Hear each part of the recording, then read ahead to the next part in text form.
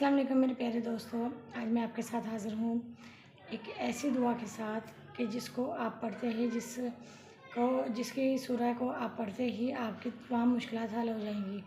میرے دوستوں، سورۃ طیبہ کی آخری دو آیات ان لوگوں کے لیے ہیں جو کسی بھی پریشانی مشکل میں مبتلا ہیں۔ کسی بھی پریشانی مشکل میں مبتلا جو لوگ ہیں وہ اس سورت کو پڑھنے سے اپنی تکلیف کو دور کر سکتے ہیں۔ کوئی بھی مسئلہ ہو، کوئی بھی پریشانی ہو، اولاد کی نافرمانی اور رشتے میں بندش، کاروبار میں جو ترقی نہیں ہو رہی، رزق میں برکت لانے کے لیے، اور کوئی بھی ایسا مسئلہ جس کا آپ شکار ہیں، آپ کے لیے یہ وظیفہ ہے۔ آپ اس ویڈیو کو اینڈ تک دیکھیں اور دیکھیں کہ کس طرح پڑھنا ہے اور کیا اس کی فضیلت ہے۔ میرے دوستو، رزق میں برکت آ جاتی ہے جب آپ سورہ توبہ کی آخری آیات کو پڑھتے ہیں۔ اور سب سے پہلے یہ بات کہ جب میں آپ کو اپنی ہر ویڈیو میں بتاتی ہوں کہ باوضو رہیں، نماز پڑھیں، اللہ پر توکل کریں۔ اللہ پر توکل کرنے سے ہی سارے کام ٹھیک ہوں گے۔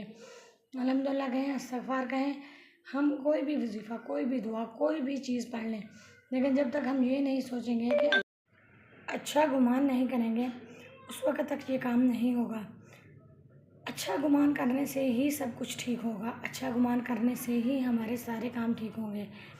ہم اللہ تعالیٰ سے جب دعا کرتے ہیں تو ہمیں اس بات کا یقین ہونا چاہیے کہ یہ دعا قبول ضرور ہوگی، یہ دعا اللہ تعالیٰ قبول ضرور کریں گے۔ میں نے بہت سے لوگوں کو فقیر سے بادشاہ بنتے ہوئے دیکھا ہے اور بادشاہ سے بھی فقیر بنتے ہوئے دیکھا ہے۔ جب ہم ان دو آخری آیات کو پڑھ لیں گے سورۃ توبہ کی، تو کوئی بھی چیز ہمارے درمیان رکاوٹ نہیں بن سکتی۔ ہماری ترقی میں، ہمارے رزق میں، ہماری پریشانیوں کو دور کرنے میں اللہ تعالیٰ ہماری مدد فرماتے ہیں۔ میرے دوستو، یہ سورۃ توبہ کی جو آخری دو آیات ہیں یہ بہت ہی فضیلت والی ہیں۔ نظر بد ہے، کسی قسم کا کوئی مسئلہ ہے آپ کو لگتا ہے کہ آپ جاتے ترقی کی طرف ہیں، لیکن آپ واپس اپنے ذلت اٹھاتے ہیں، تو یہ آپ کے لیے ہے۔ میرے دوستو، ہمیں ہر وقت اللہ تعالیٰ سے مدد مانگنی چاہیے۔ اللہ کا قرب حاصل کرنے کے لیے اللہ سے مدد مانگتے رہنا چاہیے۔ مدد مانگنے کے بہت سے طریقے ہیں۔